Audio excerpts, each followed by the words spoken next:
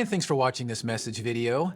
Today we're continuing on in our series called Be Thankful, where we're focusing on different things that we should be thankful for. And today we're looking at and focusing on being thankful to those who are veterans or those who have served our nation during a time of war.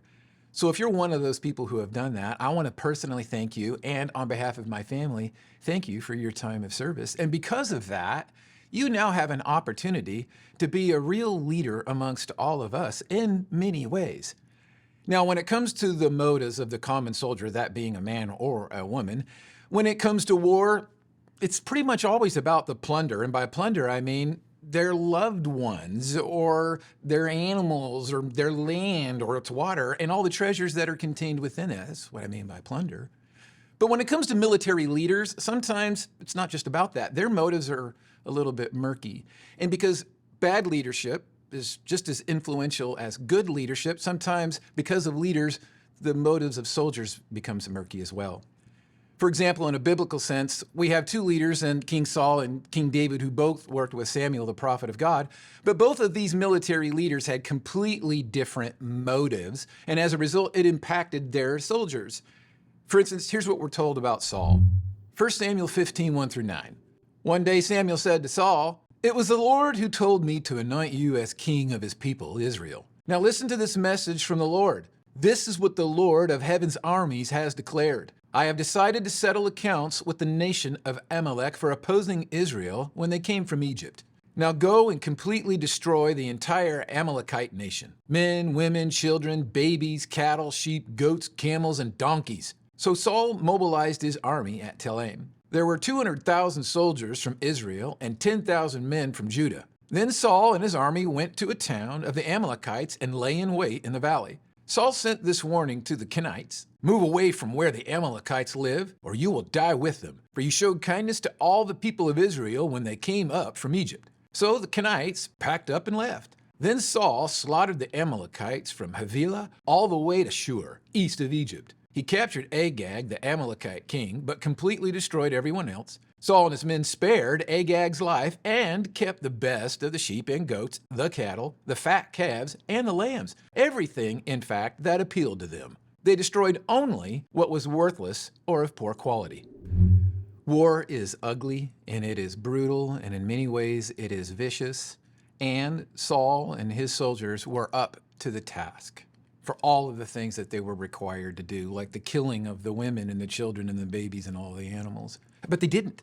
And the reason why they didn't was because these guys saw an opportunity for personal gain that they couldn't pass up, in spite of the fact that they were commanded to destroy everything. And that is something that you and I perhaps would struggle with too. For instance, you and I may not be military leaders, but we are leaders within our own family or within the church as parents or grandparents or whatever. And we are supposed to be the kind of people who model and demonstrate for others what it means to live exclusively for the plans of God and for His glory, and not try to take on our plans for our glory. And with Saul, there was no question at all about who it was that he was living for in terms of glory, and that he was living exclusively for his plans. For instance, look at what we're told next. 1 Samuel 15, 10-23.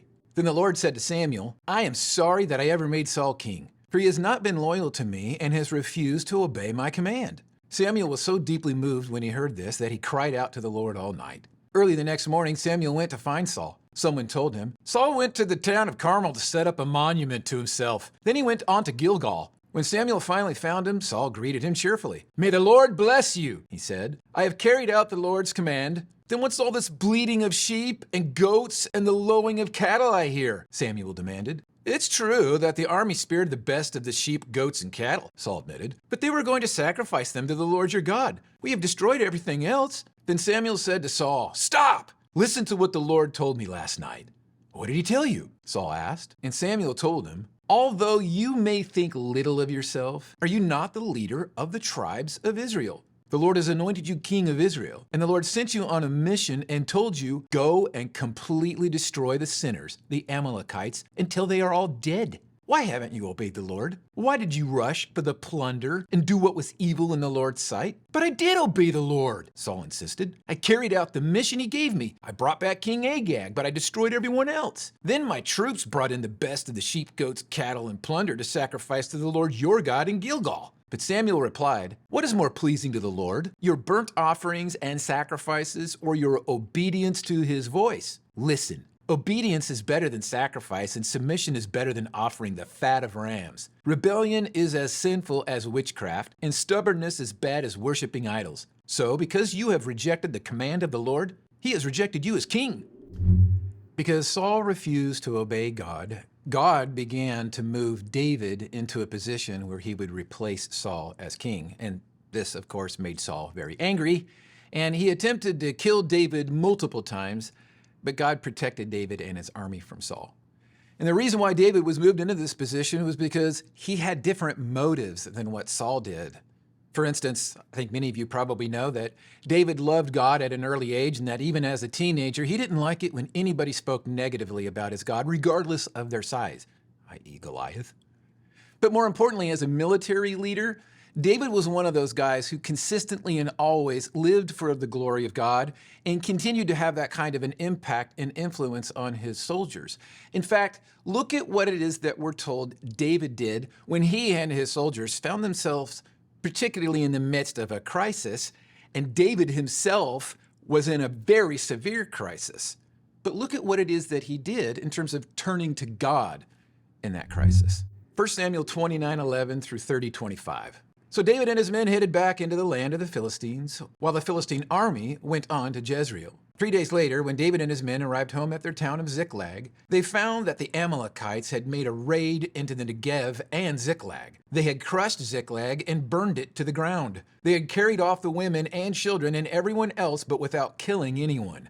When David and his men saw the ruins and realized what had happened to their families, they wept until they could weep no more. David's 2 wives, Ahinoam from Jezreel and Abigail, the widow of Nabal from Carmel, were among those captured. David was now in great danger because all his men were very bitter about losing their sons and daughters, and they began to talk of stoning him. But David found strength in the Lord his God. Then he said to Abiathar the priest, "Bring me the ephod." So Abiathar brought it. When David asked the Lord, "Should I chase after this band of raiders? Will I catch them?" And the Lord told him, "Yes, go after them. You will surely recover everything that was taken from you." So David and his 600 men set out, and they came to the brook of Besor. But 200 of the men were too exhausted to cross the brook, so David continued the pursuit with 400 men. Along the way, they found an Egyptian man in a field and brought him to David. They gave him some bread to eat and water to drink. They also gave him part of a fig cake and 2 clusters of raisins, for he hadn't had anything to eat or drink for 3 days and nights. Before long, his strength returned. "To whom do you belong, and where do you come from?" David asked him. "I am an Egyptian, the slave of an Amalekite," he replied. "My master abandoned me 3 days ago because I was sick. We were on our way back from raiding the Kerethites in the Negev, the territory of Judah, and the land of Caleb, and we had just burned Ziklag."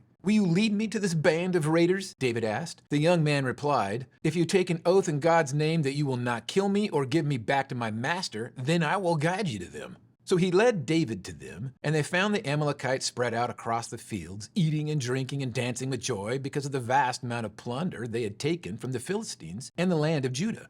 David and his men rushed in among them and slaughtered them throughout that night and the entire next day until evening. None of the Amalekites escaped except 400 young men who fled on camels. David got back everything the Amalekites had taken, and he rescued his 2 wives. Nothing was missing, small or great son or daughter, nor anything else that had been taken. David brought everything back. He also recovered all the flocks and herds, and his men drove them ahead of the other livestock. "This plunder belongs to David," they said. Then David returned to the brook Besor and met up with the 200 men who had been left behind because they were too exhausted to go with them. They went out to meet David and his men, and David greeted them joyfully. But some evil troublemakers among David's men said, "They didn't go with us, so they can't have any of the plunder we recovered. Give them their wives and children. Tell them to be gone." But David said, "No, my brothers, don't be selfish with what the Lord has given us. He has kept us safe and helped us defeat the band of raiders that attacked us. Who will listen when you talk like this? We share and share alike, those who go to battle and those who guard the equipment." From then on, David made this a decree and regulation for Israel, and it is still followed today.